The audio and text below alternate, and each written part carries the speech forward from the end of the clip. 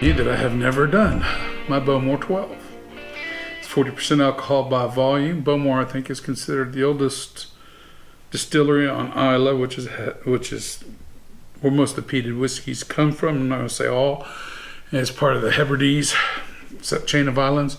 You got the inner Hebrides. Anyway, that's beside the point. Oh, it says right there, established 1779. Read the bottle if all else fails. Signature distillery style of peat smoke, citrus, vanilla, perfectly balanced, 12 years old. Let's get it poured. I'm thinking about it. This is a fairly new bottle. I've had it for, I don't know, a while. Anyway, it says #1 Vaults Bowmore Islay on the bottom right there where it's at. Savor, subtle, lemon, sweet heather, honey. All right.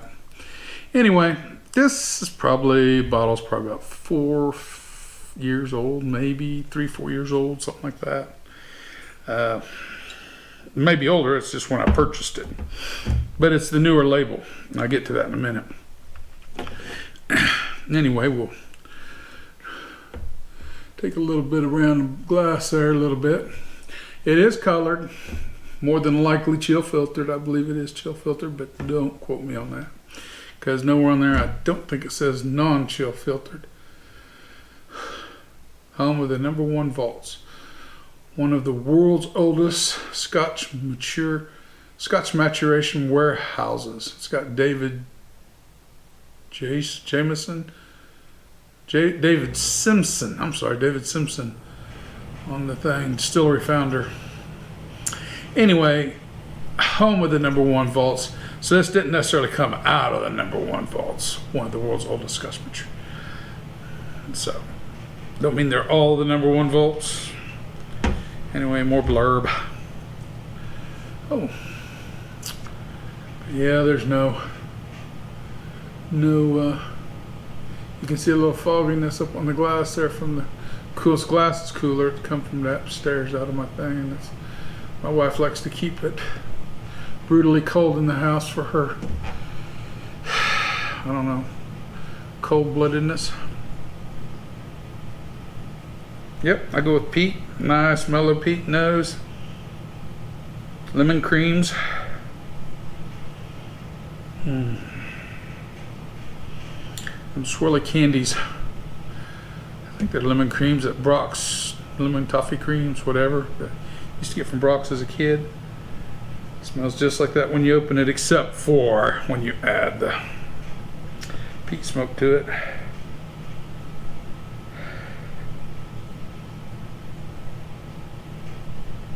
I get a little raspberry note to it too.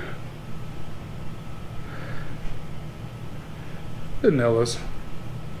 That comes with the creams. That cream note. That's pretty much it on the nose that I get.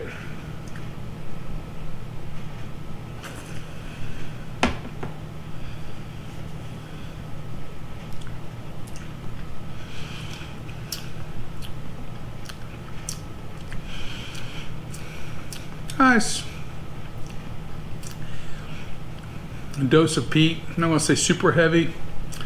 Somewhere between medium and heavy dose of peat. That's definitely not a light peated one. Get the vegetativeness of the peat, that nice smoky character that comes in on the back of it. The lemon's still there.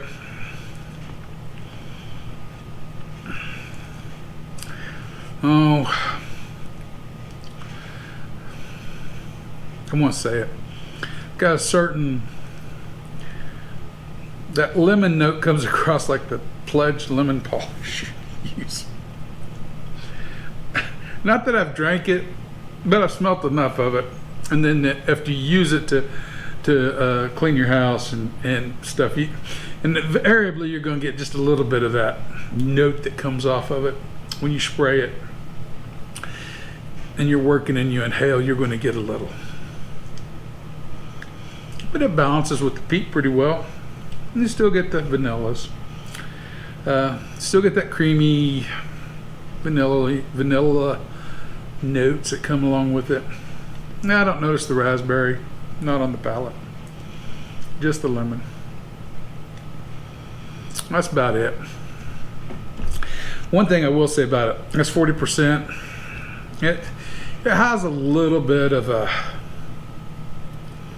upfront sting for the 40%. I'll just put it that way to you. There's a little bit of a note, of alcohol note on it, on the sip.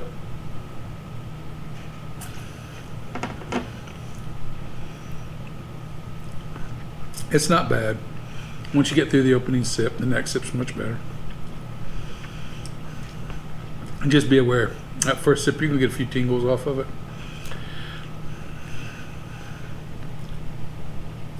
Overall, it's pretty nice. A pretty nice dram. It's drinkable. I enjoy it. Some moderation. I'm gonna have to dedicate more time to it. Put this bottle away because my son bought me this not long after I bought this bottle. We was in a place before I had purchased this bottle. They had this gift pack in there. I was looking at it. My son was with me, and so you know that looks like an older. It's not what their labels look like now. This is probably early 2000s labeling. I said, and it's got the little flask that comes with it, whole 9 yards. None of the distiller of the years, all that's 2000, 2001, 2000, and 1995. So I want to say early 2000s, maybe 2005-ish time frame. That's just a total guess. You may know more about that than I actually do. But that's where I'm going to guess that's at. So when I get this down to here, maybe I'll come back and open this one up and we'll do a comparison, see what the differences is. It'll be interesting.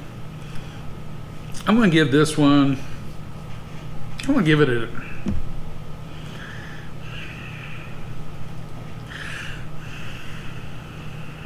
I'll give it an 83. I'm going to give it an 83. It's drinkable. There's nothing wrong with it.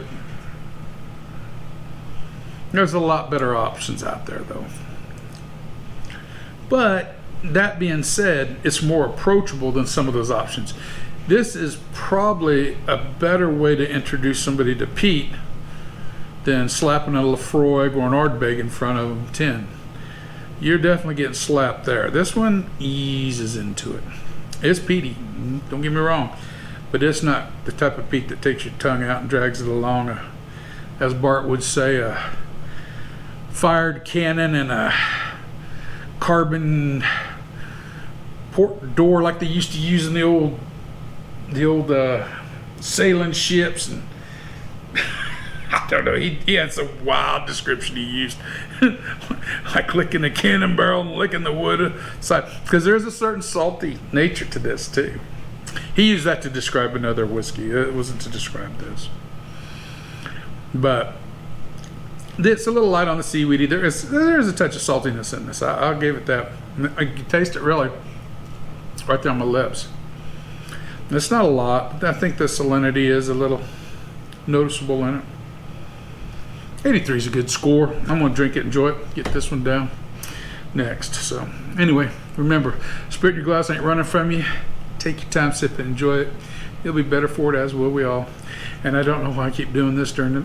Maybe I'm just a little tired tonight or whatever, but sorry. But anyway, hope you all enjoyed the video.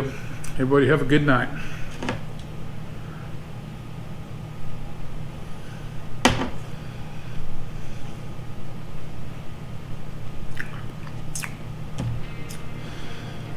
It's just a good, average peaty whiskey.